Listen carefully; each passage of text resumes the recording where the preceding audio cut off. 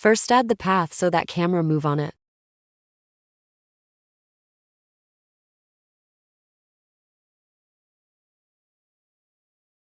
Then adjust the path.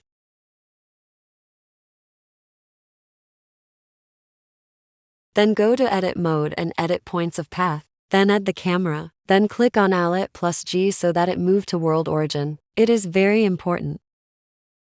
Select camera, then go to path setting and choice the follow path. Then in target path select the nerd path. Then click on animate path.